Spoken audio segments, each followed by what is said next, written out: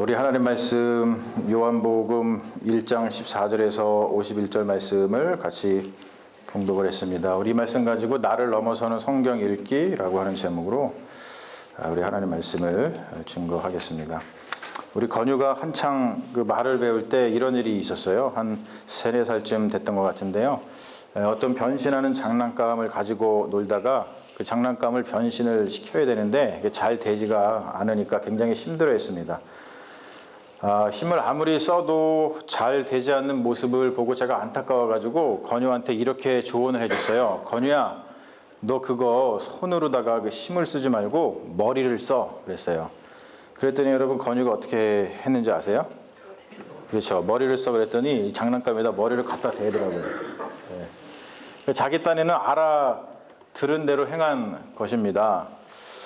그렇죠, 여러분. 언어를 배운다는 것은 그 언어가 지니고 있는 속뜻을 배운다는 뜻입니다. 지금 제가 위에서 말했듯이 머리를 써라는 속뜻을 알지 못하면 이렇게 우스꽝스러운 그런 행동을 하게 됩니다.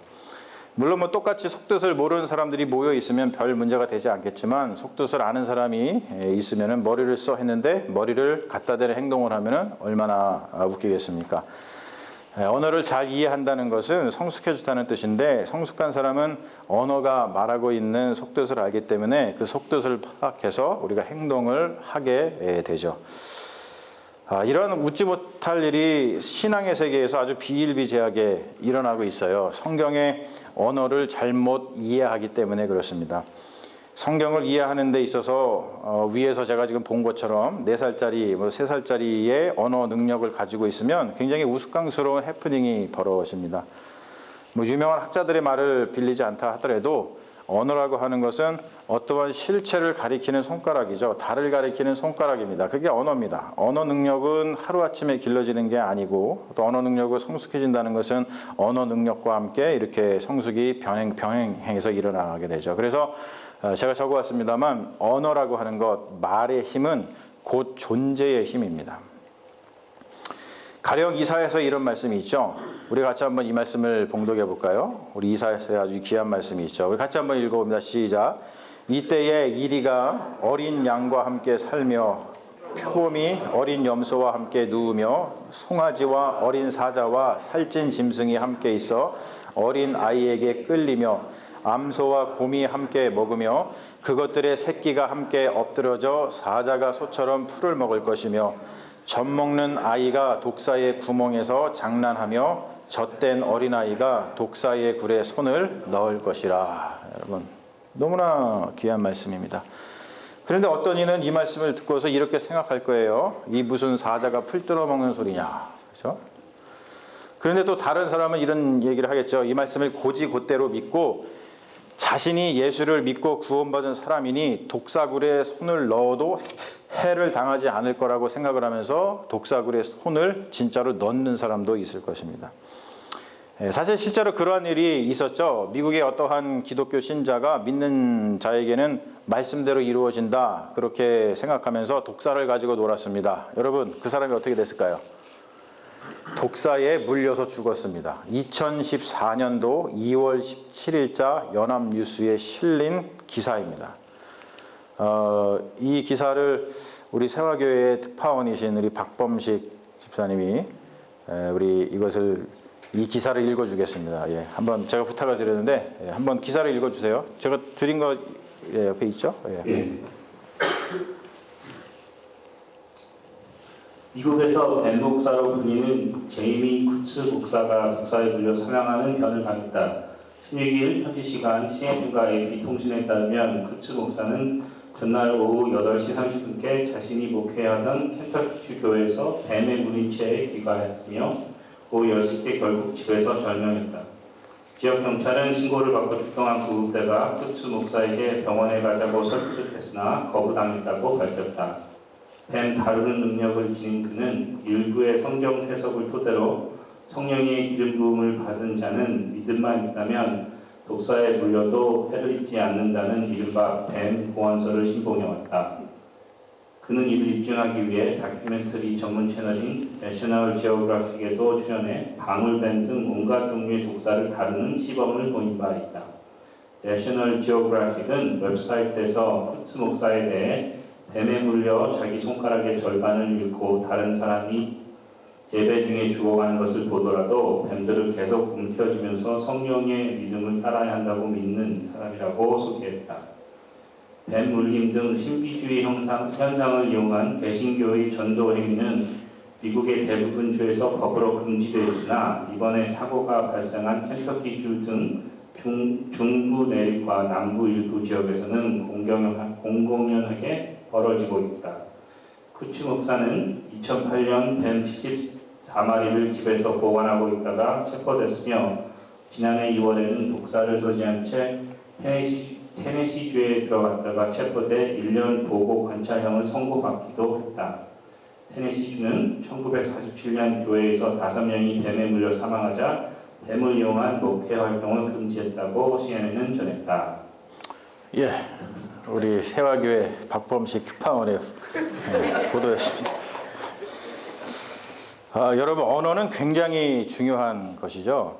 세상의 모든 철학자들이 언어의 중요성을 가장 강조하고 있습니다. 그래서 대표적인 인물이 하이데커 같은 분은 이 말을 해가지고 너무나 유명한 분이죠. 언어는 존재의 힘이다. Die Sprache ist das Haus des Seins. Language is the house of being이라고 하는 말인데, 언어라고 하는 것은 어떤 세계를 만들어내거든요. 그러니까 우리가 언어를 어떻게 사용하고 있느냐, 그리고 언어를 어떻게 이해하느냐에 따라서 우리는 다른 세상에 살 수 있다는 거예요. 지금 우리가 기사를 통해서 본 사람은 성경의 언어를 그렇게 이해했기 때문에 독사를 가지고 놀다가 그냥 죽은 거죠. 그 세계를 매트릭스라고 합니다. 제가 그렇게 부르고 싶어요. 매트릭스라고 하는 것은 자궁을 뜻하죠. 여러분, 제가 2주 전에 매트릭스라고 하는 영화를 좀 보시고 오면 좋다 말씀을 드렸죠. 2주 전에 이제 하고 나서 지난주에 매트릭스 설교를 했어야 되는데 제가 안 했더니 우리 집사님 한 분이 지난주 영화하고 매트릭스하고 무슨 상관이 있어요? 저한테 질문해 주셨습니다. 오늘입니다. 오늘 여러분, 오늘 매트릭스 영화와 상관이 있는 그런 설교입니다. 키아누 리브스가 주연한 매트릭스라는 영화를 보면은요, 그게 무엇인지 명확히 알 수가 있어요. 이 영화는 미래에 발생할 수 있는 일을 상상해서 만든 영화인데요. 이 배경은 2199년을 배경으로 하고 있습니다. 인공지능 AI의 발달로 인해서 기계가 인간의 능력을 넘어서게 되니까 기계가 인간의 지배로부터 벗어나기 위해서 인간하고 전쟁을 벌입니다. 여러분, 누가 쓸까요? 기계하고 AI 기계하고 인간하고 전쟁을 벌였어요. 누가 쓸까요? 당연히 기계가 세겠죠.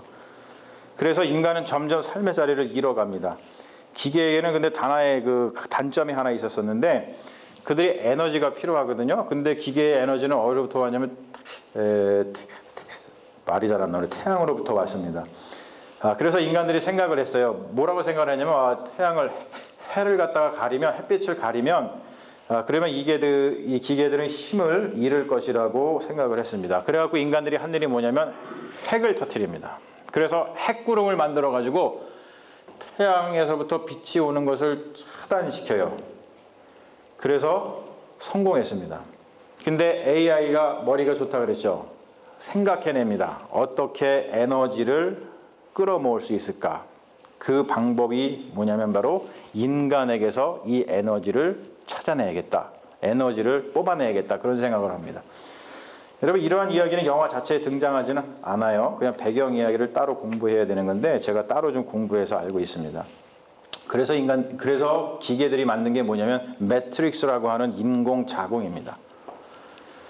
그리고 인간과의 전쟁에서 포로로 잡아온 인간들을 매트리스에다가 집어넣어요. 그리고 인간이 가지고 있는 그 에너지를 한 번에 쪽 빨아서 쓰는 것이 아니라 매트릭스에 집어넣은 다음에 그 인간이 거기에서 수명을 다 할 때까지, 인간이 몇 년 살아요? 앨리스 80년을 살잖아요. 다 할 때까지 그곳에 살도록 만듭니다. 기계들은 매트릭스에 갇힌 인간이 나는 지금 매트릭스에 갇힌 게 아니라 나는 지금 인생을 살고 있어 라고 느낄 수 있는 프로그램을 개발을 합니다.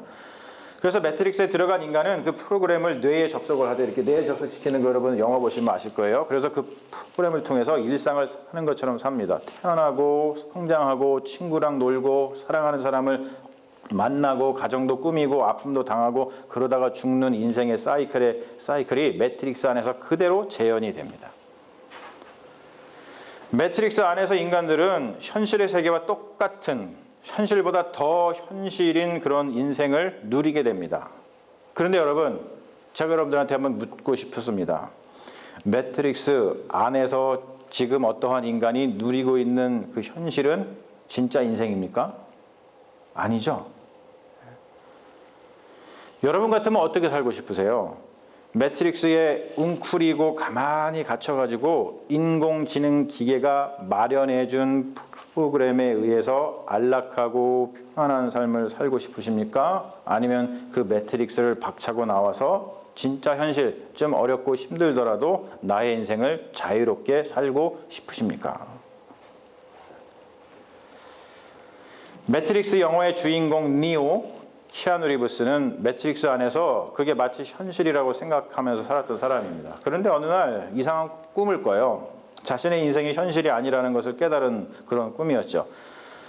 이것은 인공지능의 입장에서는 일종의 버그입니다. 프로그램이 버그를 일으킨 거예요. 그래가지고 그때마다 나타나는 유명한 요원이 있죠. 스미스 요원. 그때 나타나가지고 버그를 다 치료를 합니다. 그러던 어느 날 니오는 뭔가 잘못됐다는 것을 깨닫죠. 그리고 현실에서 매트릭스 안으로 들어온 동지들의 도움으로다가 매트릭스에서 깨어나게 됩니다. 여러분, 이 장면은 너무나도 중요해서 한번 같이 보는 것이 좋을 것 같습니다. 그래서 제가 준비해 왔습니다.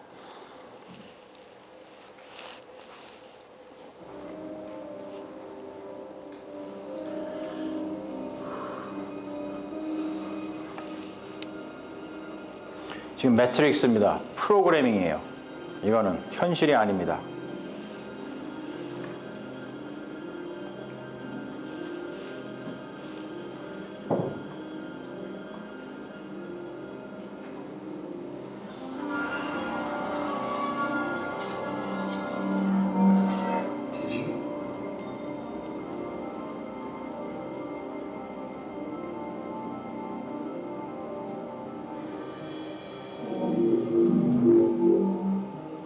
Have you ever had a dream, Neo, that you were so sure was real?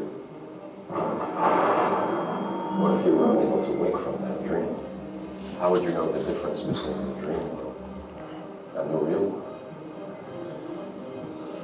꿈하고 현실하고 어떻게 구분할 수 있냐고 얘기를 하죠. Be real? It's going into replication. Hey, boss, it's little nothing. Let's go. Let's go.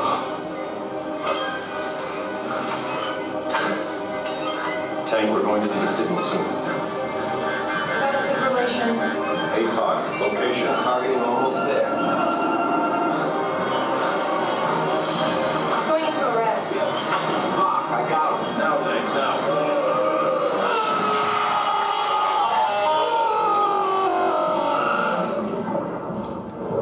지금 매트릭스에서 깨어난 거예요. 현실로 돌아간 거예요. 현실로 나가요. 현실이 이렇습니다.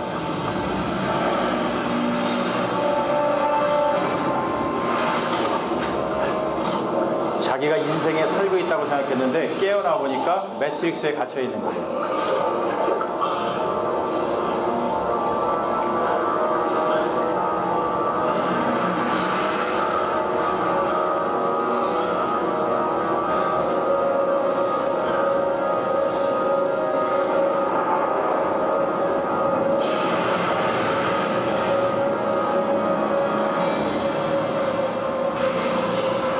수많은 똑같은 매트릭스들이 있죠. 거기에 인간들이 다 갇혀 있습니다.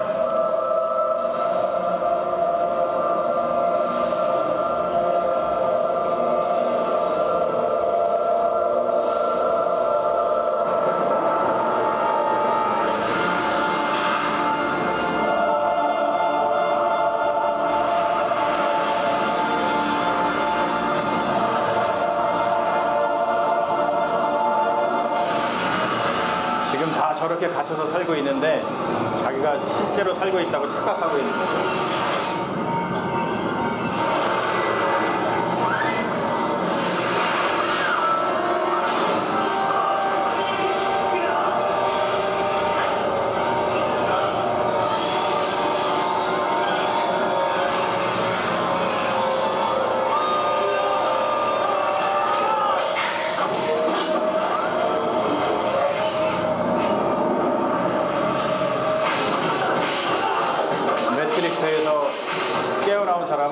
들어가기 때문에 저렇게 버려집니다.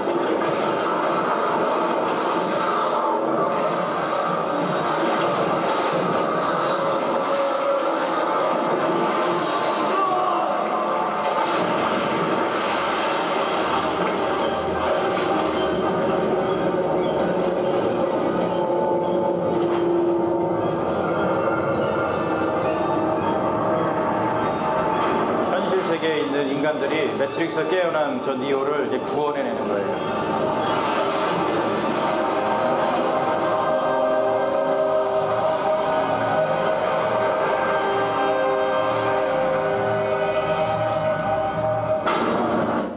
네, 여기까지입니다. 다시 좀 켜주시고. 여러분 이걸 좀 보셨는데 뭐 나머지 1, 2, 3편도 좀 보시면서 한번 보시면 되게 좋습니다. 여러분 성경은 정말로 위대한 하나님의 말씀입니다. 그런데 우리는 종종 그 하나님의 말씀이 언어로 되어 있다는 것을 잊어버립니다. 언어는 어떠한 현실을 담아내고 가리키고 있는데 마치 그 언어 자체가 현실인 양 잘못 생각한다는 것이죠. 그렇다 보니까 그 언어에 갇혀서 매트릭스에 들어가는 현상을 경험하게 됩니다. 그리고 또 어떠한 사악한 무리들은 그 성경의 언어를 이용해가지고 사람들에게 나쁜 짓을 하기 위해서 매트릭스를 만들어 놓고 사람들을 현혹시켜서 자신들이 만들어 놓은 매트릭스 안으로 사람들을 막 끌어들이기도 합니다. 그것을 신앙이라고 생각하는 순진무구한 사람들은 어처구니 없게도 그들의 사악함과 폭력의 희생자가 되고 말죠. 그럼에도 불구하고 그들은 자신들이 어떠한 폭력의 희생자인지도 모른 채 살아갑니다. 어떤 사람들은요, 성경 공부를 통해서 사람들을 매트릭스 안에 가두어요. 우리 성경 공부합시다. 그리고 매트릭스에 가두어 버립니다. 그리고 성경 공부하는 이들은 자신들이 지금 매트릭스 안에 갇힌 줄도 모르고 즐거워하죠. 안타까운 일들이 우리의 신앙생활의 현장에서 막 발생한다는 거예요. 여러분, 어떻게 해야 될까요? 이런 일이 발생하지 않으려면 방법이 없습니다. 우리도 성경 공부를 해야 됩니다. 그런데 매트릭스 안에 가두어 놓는 성경 공부가 아니라 매트릭스 밖으로 탈출하는 성경 공부를 해야 된다는 거예요. 여러분, 그것이 어떻게 가능한가? 제가 여러분과 함께 하고 싶은 성경 공부의 방향이죠. 방향. 여러분들이 제가 몇 번 말씀드려서 아시는 분은 아시겠지만 저는요, 니오가 매트릭스에서 깨어나오는 것 같은 그런 경험을 했습니다. 그렇게 매트릭스에서 빠져나오고 나니까 다시 매트릭스 안으로 들어갈 수가 없었어요. 그때부터 제가 매트릭스에 갇혀있는 가상현실, 가상신앙에 있는 노예와 같이 살고 있는 그런 분들을 구원하는 것이 나의 사명이라고 느꼈습니다. 여러분, 제가 성경 공부를 저랑 같이 해보신 분은 제가 지금 무슨 말을 하는지 그래도 더 좀 잘 아실 거라고 믿습니다. 오늘 본문을 보면 빌립이 나다나엘에게 그리스도를 전하는 장면이거든요. 근데 나다나엘은 빌립의 말을 믿지 않으려고 했습니다. 그런데 예수님을 직접 만나서 예수님의 말씀을 들었을 때에 그는 예수님을 알아보고 이렇게 고백을 하죠. 당신은 하나님의 아들이요 당신은 이스라엘의 임금이로소이다. 이 고백이 있기 전에 예수님은 나다나엘에게 네가 무화과나무 아래 있을 때 내가 봤다라고 말씀을 하셨습니다. 무화과나무 아래는요, 그 당시에 성경 연구하기에 가장 적합한 장소로다가 꼽혔습니다. 요즘으로 따지면 도서관입니다. 하나님의 말씀, 성경을 읽지 않으면, 성경을 공부하지 않으면 메시아가 눈앞에 나타나도 그를 알아볼 수가 없습니다.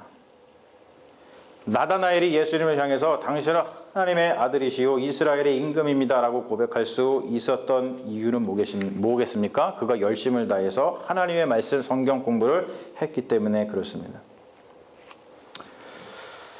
저희들이 지금 세화성서 아카데미를 통해서 그러한 일들을 하고 있습니다만 매트릭스에서 계속 좀 나왔으면 하는 바람을 가지고 출애굽했으면 하는 바람을 가지고 계속 그 작업을 하고 있습니다만 매트릭스에서 빠져나오는 성경 공부, 즉 나를 넘어서는 그러한 성경 공부, 나를 넘어서는 성경 읽기가 무엇인지를 제가 지금 살짝만 한번 설명을 해보겠습니다. 우리 기독교인들은요, 유대인들과 마찬가지로 구약 성경을 하나님의 말씀으로 읽습니다. 여러분 그렇죠? 구약은 하나님의 말씀입니다. 우리 기독교인들의 경전이에요. 우리 신약만 보지 않습니다. 그런데 유대인들이 보는 성경을 히브리 성경이라고 부르고요. 우리 기독교인들이 보는 구약 성경은 올드 테스타먼트라고 이야기를 합니다. 그런데요, 이 둘은 내용이 다른 게 아니라 배치가 좀 다릅니다. 이것을 간과하면 아주 큰 것을 놓치게 됩니다. 자, 한번 보시죠. 유대인들의 성경 타나크라고 얘기를 합니다. 그들이 어떻게 성경을 배치해 놓고 있냐면 토라, 창세기, 출애굽기, 레위기, 민수기, 신명기, 토라를 제일 먼저 배치를 해요. 우리랑 똑같죠? 그리고 난 다음에 예언서를 배치합니다. 예언자들이 쓴 그 문서. 그런 다음에 마지막에 무엇을 배치해 놓으냐면 성문서라는 것을 배치해 놓습니다. 특별히 저기 순서를 보면 시편, 욥기, 잠언, 룻기, 아가서, 전도서, 예레미야, 예가, 에스더, 에스라, 느헤미야, 다니엘서, 그리고 마지막에 뭐가 있어요? 역대기가 놓여 있습니다. 토라로 시작한 히브리 성경, 유대인들의 성경은 역대기로 끝나요. 역대기 읽어보신 분, 여러분 역대기를 읽어보셨어야 돼. 이게 우리 기독교인들의 역대기 안 읽으면 안 되잖아요. 열왕기상하, 역대상하, 그렇죠? 열왕기상하, 역대상하, 그렇죠? 역대기를 한번 읽어보세요. 열왕기상하를 읽었을 때랑 똑같은 역사가 기록이 되어 있거든요. 그런데 완전히 다릅니다. 특히 다윗 이야기를 한번 보세요. 열왕기상하에서는 다윗이 어떤 사람이에요? 훌륭한 사람인 반면에 죄도 짓죠. 근데 역대기를 보면 어떻게 되냐면 다윗은 전혀 죄를 짓지 않은 완전한 왕입니다. 제 말이 맞는지 안 맞는지 제가 지금 말씀한 걸 한번 읽어보시면 알아요. 왜 그러냐면 성문서의 마지막 역대기를 통해 가지고 이 히브리 사람들은 뭘 이야기하고 싶은 거였냐면 여호와를 경외하는 백성들의 이상적인 모습을 담아내고 싶었던 거예요. 그래서 유대인들은요, 토라를 통해서, 예언서를 통해서, 성문서를 통해서 하나님의 말씀을 주야로 묵상하면 어떻게 된다? 이렇게 이상적인 왕 아래서 이상적인 나라가 된다라고 하는 것으로 성경을 끝맺습니다. 그게 유대인들이 보는 타낙이라고 하는 유대인들의 히브리 성경입니다. 그런데 우리 기독교인들이 읽는 성경은 그 배치가 달라요. 저기 지금 써있죠. 우리 올드 테스타먼트라고 그러죠. 신약을 뉴 테스타먼트라고 그러고, 뭐라고 하냐면 우리는 오경 똑같아요. 그런 다음에 역사서가 나오죠. 그 다음에 시가서가 나옵니다. 시편, 잠언, 전도서. 그리고 마지막에 뭐가 나와요? 예언서가 나와요. 예언서의 마지막 예언서가 뭐예요? 말라기. 또 마침 또 말라기야. 말, 그렇죠? 네. 그리고 또 중요한 사실이 하나 있는데요. 처음 기독교인들, 초대교회 기독교인들은 구약 성경을 읽을 때 히브리어로 되어 있는 성경을 읽지 않았고요. 지금 저기에 써 있는 헬라어로 되어 있었던 구약 성경을 읽었습니다. 그것이 유명한 셉투아진트라고 하는 70인역입니다. 각 지파에서 10명씩 뽑아가지고 굴에 들어가서 번역을 히브리어에서 헬라어로 했는데 그 중에 2명은 탈락하고 나머지 70명이 성경을 번역했는데 똑같았더라라고 하는 전설을 가진 셉투아진트라고 하는 그 헬라어로 된 구약 성경을 읽었습니다. 초대교회 그리스도인들은 저거를 읽었어요. 그리고 우리가 보고 있는, 우리가 지금 얘기한 기독교인들의 구약 성경의 그 순서는 이거에 의거한 거입니다. 히브리인들의 구약 성경은 그 자체로 안정된 구조를 지니고 있다 그랬어요. 역대기가 마지막에 오면서 여호와를 경외하는 백성들의 이상적인 모습으로 성경이 끝납니다. 그런데 기독교인의 구약 성경은요, 아주 불안정하게 끝납니다. 성경의 마지막이 예언서로 배열이 되어 있고요. 하나님의 말씀을 떠난 현실에 대한 강력한 심판 선포와 더불어서 다가올 새롭고 참된 회복에 대한 기대를 담고 예언서로 구약 성경이 끝납니다.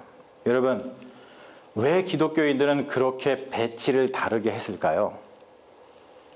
왜 기독교인들은 구약 성경의 배열을 이렇게 불완전하게 마치도록 했을까요? 누구 때문에? 바로 예수 그리스도 때문에 그렇습니다. 이제 곧 오실 예수 그리스도 때문에 기독교의 구약 성경은 필연적으로 신약을 통해서 예수 그리스도를 통해서 성취되고 실현된다는 것을 말하고 싶었기 때문에 배열을 히브리인들이 보는 구약 성경하고 다르게 한 거예요. 여러분, 여기서 아주 중요한 것을 우리가 깨닫게 되죠. 배치를 어떻게 한 거냐에 따라서 바로 이겁니다. 같이 한번 읽어볼까요? 하나 넘겨봐 주세요. 같이 읽어볼까요? 시작. 예수는 구약의 성취이시다. 우리 기독교인들의 신앙 고백이에요, 여러분. 히브리인들의 성경은 그냥 그 자체로 완전하게 끝납니다. 하지만 우리는 누가 와야지? 메시아가 와야 돼요. 예수 그리스도가 오셔야지만 우리의 인생이 완성되는 거예요. 이 사실을 알기 위해서는 여러분 우리는 무엇보다도 구약의 마지막에 놓인 예언서들이 전하는 기대, 그들이 뭔가 기대하고 있어요. 그리고 지금 뭔가를 심판의 예언을 하고 있어요. 그리고 그들이 말하는 소망이 무엇인지를 알아야 하고 다가올 날들에 무슨 일이 벌어질지에 대한 그런 기대가 무엇인지를 알아야만 합니다. 여러분, 그렇지 않고 이것을 생각하지 않고 즉 기독교인들이 가졌던 기대와 소망이 무엇인지를 구약 성경을 통해서 알지 못하고 우리가 그냥 그저 예수 믿고 구원받아 천국 간다라고 하는 기독교의 이 그냥 너무나 중요한 말이지만 막 진부해져 버린 이런 말을 반복하고만 만다면 여러분 예수 믿고 구원받아 천국 간다는 말 맞는 말이지만 뭔가 엄청난 것을 빼뜨린 그런 표현에 불과하다는 거예요. 사랑하는 여러분, 저를 한번 보세요. 여러분한테 여쭤보고 싶어요. 여러분들은 매트릭스 안에 갇혀서 프로그래밍된 삶을 살면서 평안하다. 자기를 잃어버린 노예와 같은 삶을 살고 싶으십니까? 우리가 창세기 출애굽기를 보면 알지만 출애굽기에서 어떻게 살아요? 이스라엘 백성이 애굽이 주는 고깃국과 애굽이 주는 밥을 먹으면서 노예로 살았습니다. 그러면서 자기들은 그냥 뭐 시키는 대로 하면 되지 뭐. 이런 노예와 같은 삶을 사시겠습니까? 아니면 매트릭스를 박차고 나와서 애굽을 박차고 나와서 노예와 같은 삶을 사는 이들에게 자유를 건네주기 위해서 투쟁하는 삶, 하나님의 선교에 동참하는 삶, 이러한 삶을 사시겠습니까? 물론 여러분, 애굽을 박차고 나오면 뭐가 있었어요? 광야가 있었습니다. 광야 같은 삶을 살지만 여러분 우리가 출애굽기 민수기를 통해서 볼 수 있지만 주님이 불기둥과 구름기둥으로 인도하시고 만나와 메추라기를 내려주시는 것을 믿고 박차고 나와서 우리가 자유인으로 살아갈 것인가? 여러분에게 선택권이 주어져 있습니다. 매트릭스 안에서 나는 살 거야. 그냥 그들이 주는 고깃국과 밥을 먹으면서 노예로 살아도 괜찮아 라고 하시는 분한테 제가 도와드릴 게 별로 없습니다. 그러나 매트릭스를 박차고 나와서 나는 주님이 인도해 주시는 불기둥과 구름기둥으로 인도받으며 주님이 주시는 메추라기와 만나를 먹으며 살아갈 거야 라면서 매트릭스를 박차고 나오시겠다고 하신 분은 부족하지만 생명을 다해서 도와드리겠습니다.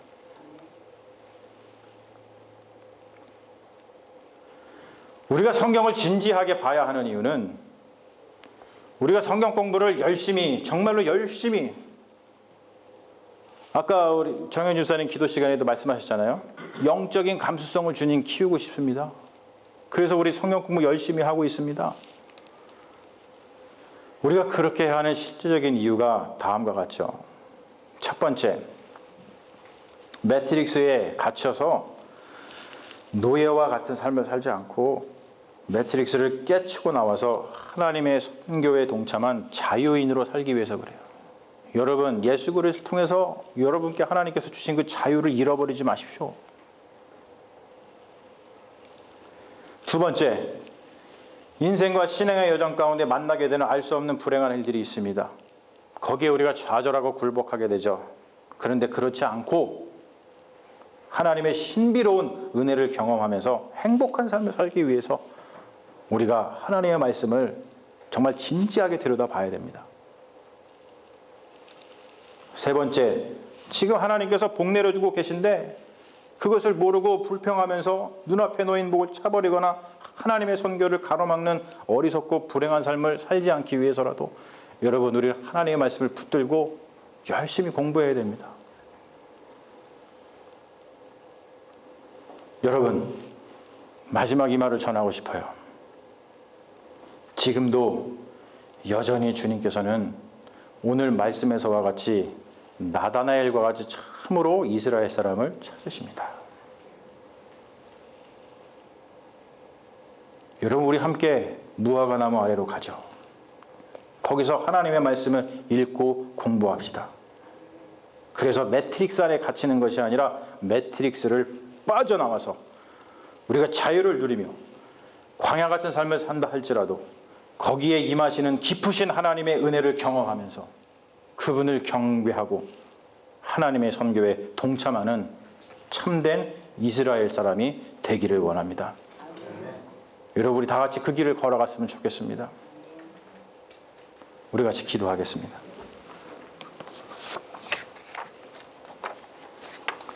주님, 우리도 나다나엘처럼 무화과 나무 아래서 주님의 나라를 공부하고 갈망하는 참된 이스라엘 사람이 되고 싶습니다.